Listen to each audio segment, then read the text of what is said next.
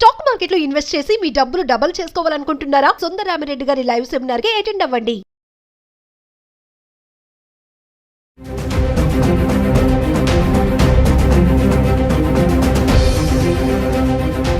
నమస్తే, welcome back to Suman TV. ప్రస్తుతం మనతో పాటు ఉన్నారు consumers affairs committee chairman Mandadi Krishna Reddy గారు. నమస్తే సార్. నమస్తే అమ్మా. సార్, ఒక విషయం అంటే మనం రీసెంట్గా మాట్లాడుకుంటే అనుకున్నాం, ఎటొచ్చి సమస్య హై క్లాస్ వాళ్ళకి లో క్లాస్ వాళ్ళకి ఉండదు, మిడిల్లో ఉంటారు చూసారు, వాళ్ళకి సమస్య. ఏదైనా సరే, అది ఉద్యోగమే కానీ, పిల్లల చదువులే కానీ, ఫ్యూచరే కానీ, ఏదైనా సరే. అది ఇప్పుడు చూసుకుంటే మిడిల్ క్లాస్ వాళ్ళకి అంటే ఉద్యోగాలు, ఫ్యూచర్లో ఉద్యోగాలు దొరకవు, ఉద్యోగాలు రావు, లక్షల్లో జీతాలు అంటే చాలా కష్టం. ఒక పక్క ట్రంప్ అందరినీ పంపించేస్తున్నాడు వెనక్కి.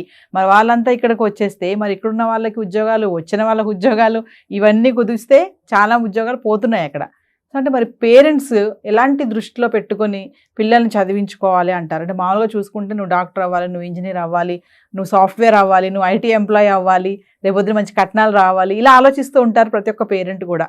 మరి ఇలా ఇప్పుడు ఉద్యోగాలు లేవు అని తెలిసే టైంలో మరి మనం పిల్లల్నే కానీ ఎలా ప్రోత్సహించాలని, వాళ్ళ చదువులు ఎలా ఉండాలంటారు?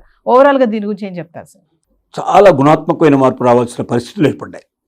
దీనికి ఒక్క ట్రంప్ కారణమని, అమెరికా కారణమని చెప్పడానికి లేదు. అసలు టోటల్ సిస్టంలో చాలా ముఖ్యంగా ఏఐ, ఆర్టిఫిషియల్ ఇంటెలిజెన్స్ ఏదైతే వచ్చిందో, ఇది ఎంత మార్పు తీసుకొస్తుందంటే, ఇవాళ 1000 మంది పనిచేసేటువంటి ఒక సంస్థ 10 మందితో పనిచేయించగలిగే పరిస్థితి ఏర్పడుతుంది.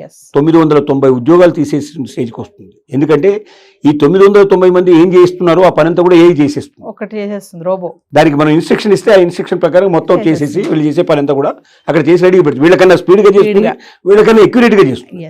ఇలాంటి స్థితిలో ఏఐ ప్రభావం ప్రపంచ దేశాలన్నిటి మీద పడుతుంది, మన దేశం మీద కాదు, ముఖ్యంగా ఇండియన్స్ మీద ఎక్కువ పడే అవకాశం ఉంది. కారణం ఏమిటంటే, ఇండియాలో మనం ఏం చేస్తున్నాం అంటే, సహజంగా మిగతా దేశాల్లో లేని పరిస్థితి మనం కల్పించేది ఏంటంటే, పిల్లాడు పుట్టిన తర్వాత ఎడ్యుకేషన్ స్టార్ట్ అయినప్పటి నుంచే వీడిని ఏం చేయాలి, ఇంజనీరింగ్ చేయాలన్నా, సాఫ్ట్వేర్ వైపు పంపించాలా, లేకపోతే ఒక డాక్టర్ని చేయాలా అనేది ఇంతవరకు పెట్టుకొని వీడు ఉద్యోగం చేస్తాడు, 50,000, 1,00,000, 2 లక్షలు సంపాదిస్తాడు. అంటే మరి కొంచెం ఆర్థికంగా కెపాసిటీ ఉండే వాళ్ళైతే కొంచెం ఐఏఎస్ సెక్షన్కు ఆలోచిస్తుంటారు, ఐఏఎస్లు ఐపీఎస్లు అట్లా చేయడం, ఇలాంటివన్నీ ఏదో ఒకటి వేసుకుంటారు, ప్రణాళిక వేసుకుంటారు. అంటే ఎంతసేపు ఉద్యోగం చేయడమే ధర్మంగా పెట్టుకొని ఉద్యోగానికి పనికొచ్చేట్టుగా ట్యూషన్ చెప్పించడం కానీ, స్కూల్లో చేర్పించినప్పుడు దగ్గర నుంచి కానీ, దానికి తోడుగా మీకు ఐఐటి అని అంటారు. ఐఐటీని ఎప్పుడు 8th క్లాస్ నుంచి ఐఐటి స్టార్ట్ చేస్తున్నారు. అంటే ఐఐటి ఎప్పటికి వచ్చే సంగతి, అది ఇంటర్మీడియట్ అయిన తర్వాత ఎప్పుడు మనం ఐఐటీలో జాయిన్ అయ్యే అవకాశాలు ఉంటాయి, డిగ్రీ అయినాక చదివే కొన్ని కోర్సులు ఉంటాయి. కానీ 8th క్లాస్ 6th క్లాస్ నుంచి కూడా స్టార్ట్ చేసేసి టెక్నో స్కూల్స్ అని ప్రత్యేకంగా ప్రారంభించారు. టెక్నో స్కూల్లో ఏంటంటే కొంతసేపు మామూలు ఎడ్యుకేషన్ చెప్తారు, కొన్ని గంటలు టెక్నికల్ ఎడ్యుకేషన్ చెప్తారు. అంటే చిన్నప్పటి నుంచే నూరిపేసి వాడు ఇది తయారవ్వబోతున్నాడు, ఇది తయారై ఏదో 50,000, 1,00,000, 2 లక్షలు సంపాదించుకుంటాడు, వాడు ఒక మంచి ఇల్లు సంపాదించుకుంటాడు, చక్కగా ఉన్నవాళ్ళతో సుఖంగా ఉంటాడు అన్నట్టు ఒక ఆలోచన తప్ప, అంటే ఒక రకంగా ఏంటంటే ఒక యాంత్రీకరణ సిస్టమ్ వాడికి బట్టి విధానంలో పోతుంది, ఉద్యోగం చేయాలి అంతే. ఇప్పుడు ఇది విపరీతమైన దెబ్బ కొట్టేటువంటి, ఒకటి కాదు అనేక రకాల కారణాల వల్ల ఇక ఉద్యోగాలు భవిష్యత్తులో ఉండకపోవచ్చు. ఇంత మాత్రం ఉండవు. ఉంటే దీంట్లో 10%, 20%, 15% ఉండొచ్చు, కానీ 80%, 85% ఉద్యోగాలు పూర్తిగా నిష్క్రమిస్తాయి. భారతదేశంలో జరగడం కష్టం. కంపెనీస్ కూడా ఏఐ మీద ఎప్పుడైతే ఆధారపడే పరిస్థితులు ఏర్పడతాయో, ప్రపంచ దేశాలన్నింటిలో కూడా నిరుద్యోగ సమస్య బాగా పెరుగుతుంది. మన దేశంలో ఇంకా ఎక్కువ పెరుగుతుంది. ఈ ఎక్కువ పెరిగే నిరుద్యోగిని మనం ఏ రకంగా కంట్రోల్ చేయాలంటే, చిన్నప్పటి నుంచే వాడికి ఒక ఎంటర్‌ప్రెన్యూర్‌షిప్, అంటే వాడే ఒక పారిశ్రామికవేత్తగా, వాడే ఏదైనా ఒక స్వయం ఉపాధి కానీ, ఇంకో రకంగా కానీ ఒక ఉద్యోగాలు క్రియేట్ చేయడం, ఒక ఇండస్ట్రీ తయారు చేయడం కానీ, లేదా ఏదైనా దాని నుంచి ఉత్పత్తి అయ్యేటువంటి ఆలోచన చేయడం కానీ, ఇటువైపు వాళ్ళని మనం మళ్లించగలిగితే, ఇప్పుడు గొప్ప పారిశ్రామికవేత్తలు కూడా చాలా చిన్న లెవెల్ నుంచి వచ్చిన వాళ్ళే. మనం అలాగే అంబానీ చరిత్ర తీసుకుంటే, ఒక సైకిల్ మీద పెట్రోలియం ప్రొడక్ట్స్ అమ్ముకున్నటువంటి వ్యక్తి ఒక బిలియనీర్ అయిపోయాడు ఆయన.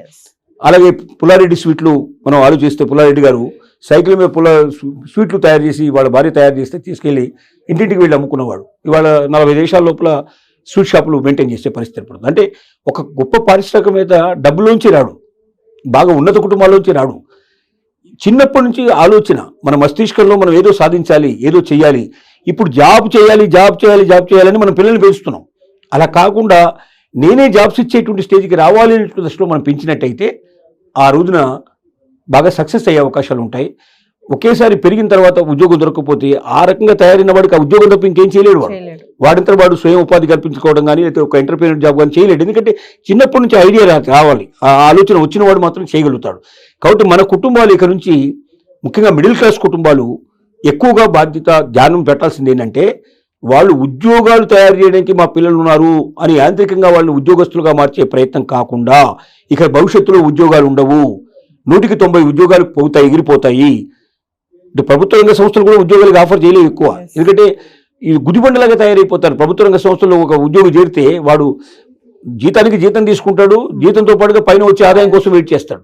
అంటే ఇటు ప్రజలకు నష్టం జరుగుతుంది, ఇటు వాళ్ళకి నష్టం. అందుకే ఇప్పుడు మీరు ఆంధ్రప్రదేశ్ తీసుకున్నట్టయితే వాట్సాప్లోనే దాదాపుగా 200 నుంచి 300 సేవలు దొరికేట్టు చేశారు. అంటే ఇంతకుముందు ఏమిటి, డైరెక్ట్గా పోయి మనం అప్లై చేసుకొని వాడి చుట్టూ తిరిగి వాడికి ఏదో కొంత ఇచ్చుకొని తెచ్చుకోవాల్సిందని నిమిషాల మీద అయ్యేటట్టే చేశారు. ఇది టెక్నాలజీని ఉపయోగించుకోవడం వల్ల ప్రజలకు చేసేటువంటి మేలు. అంటే ప్రభుత్వాలు కూడా ఏం ఆలోచిస్తున్నాయి, ఉద్యోగుల మీద ఆధారపడేటువంటిగా ప్రజల్ని ఉండకుండా టెక్నాలజీ మీద ఆధారపడేట్టుగా ప్రజలను తయారు చేసినట్టయితే ఈ రకమైన లంచగొండితనం మొత్తం దాదాపు తగ్గించిపోయే అవకాశం ఉంటుంది. ప్రజలకు తొందరగా సర్వీసెస్ అందుతుంది. ఒక క్యాస్ట్ సర్టిఫికేట్ కావాలంటే ఒక 2 నిమిషాల నుంచి 5 నిమిషాల లోపల మీ క్యాస్ట్ సర్టిఫికేట్ వచ్చేస్తుంది.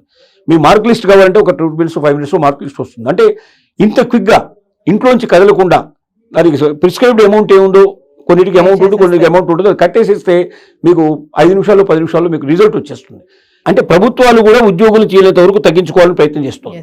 అలాగే ప్రైవేట్ రంగ సంస్థలు కూడా అదే పరిస్థితి. కాబట్టి భవిష్యత్తులో ఉద్యోగాలు ఉండవు అనే దానికి నిర్ణయించుకొని మన పిల్లల్ని పెంచే విధానంలోనే మార్పు తీసుకొచ్చినట్టయితే భవిష్యత్తు లోపల మనం బాధపడి మన పిల్లల్ని బాధ పెట్టలేని పరిస్థితి మనం ఉంటుందనేది దీని యొక్క భావన. అంటే పేరెంట్స్ యొక్క ఆలోచన ధోరణి కూడా మారాలి కదా సార్. 100% వాడిని నువ్వు రేపు ఉద్యోగం చేయాలరా, కష్టపడి చదివితే రేపు మంచి ఉద్యోగం వస్తుంది, నేను చూడు ఇలా సంపాదిస్తున్నాను, నువ్వు రేపు లక్షలు సంపాదించాలి, అది మానేసి వాడు ఇంకో 10 మందికి ఉద్యోగం ఇచ్చేటటువంటిగా వాడిని ప్రోత్సహించాలి.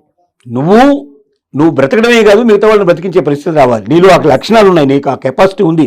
కాబట్టి నీకు ఏ రంగంలో నువ్వు పెట్టదలుచుకున్నావో చిన్నప్పటి నుంచి ఆలోచించుకో. ఎలాంటి ఇండస్ట్రీ పెట్టదలుచుకున్నావు, ఎలాంటి లేదంటే ఏదైనా వ్యాపారం ఏం పెట్టదలుచుకున్నావు. ఒక వ్యాపారవేత్తగాను, ఒక పారిశ్రామికవేత్తగాను, 10 మందికి ఉపాధి కల్పించే వ్యక్తిగాను ఆ 10 మంది కల్పించడం వల్ల నువ్వు ఎదగాలి.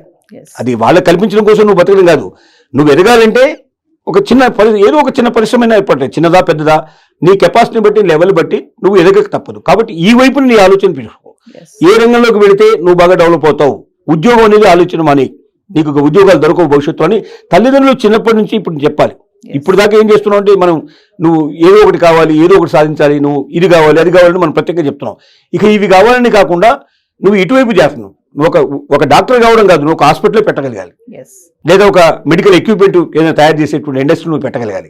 అంటే ఈ ఉద్యోగం చేస్తాను, ఒక సంస్థ కింద బతుకుతాను, ఎవరు నన్ను బతికిస్తారనే ఆలోచన నుంచి నేనే ఆ సంస్థ నెలకొల్పుతాను, నేనే బతికించగలను అనే నమ్మకాన్ని క్రియేట్ చేస్తూ ఆ వైపున ఉండేటువంటి మొత్తం విద్యా విధానాన్ని మార్చాలి.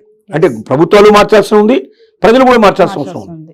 ఆ వైపున వచ్చిన రోజున మన భారతదేశంలో మళ్ళీ అందరూ జనం సంతోషంగా ఆనందంగా ఉండే అవకాశం ఉంటుంది. కానీ ఇప్పుడున్న సిస్టమ్ కంటిన్యూ చేస్తే మాత్రం అటు ఉద్యోగం రాదు, ఇటు వాడు పారిశ్రామికవేత్త మారలేడు, ఏ బిజినెస్ చేయలేడు, చివరికి అన్ని రకాలుగా నష్టపోయే ప్రమాదం ఉంది. ఇంకా లక్షల్లో జీతాలు రావాలి అంటే ఇక ఐటీ జాబ్స్, ఐటీ అంటే ఇక మీరు అన్నట్టుగా ఏఐ చెక్ పెట్టేస్తుంది. సో లక్షల్లో జీతాలు అనేది కూడా ఫుల్ స్టాపే. మీరు అన్నట్టుగా ఎంటర్ప్రీనర్ అవ్వాలి, అలాగే చదువుకోవాలి కూడా. అసలు ఏ ఉద్యోగాలు దొరకని పరిస్థితి ఏర్పడుతుందని కూడా పరిస్థితి. అంటే చిన్న ఉద్యోగాలు దొరుకుతాయి, ఇవి ఎప్పుడు ఉండేవి. లేబర్ సంబంధించినవో లేకపోతే 3rd class 4th class employees ఎక్కడైనా కావాల్సి ఉంటుంది. దాన్ని ఎవరు ఫుల్ఫిల్ చేయలేదు, ఏఐ కూడా ఫుల్ఫిల్ చేయలేదు.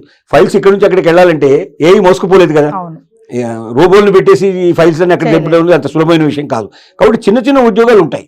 కానీ అంబిషన్ ఎవరికైతే ఉంటుందో, నేను ఒక పెద్ద ఉద్యోగం సంపాదించాలి, లక్షల్లో నాకు జీతం రావాలని కోరుకునే వాళ్ళు, కనీసం 50,000 నుంచి పైన నాకు జాబ్ రావాలనుకునే వాళ్ళు ఇక భవిష్యత్తులో ఉండకపోవచ్చు. 90% జాబ్స్ మొత్తం కంప్లీట్గా ఆవిరైపోతాయి. దానికి కారణం ఆర్టిఫిషియల్ ఇంటెలిజెన్స్ ఒకటి.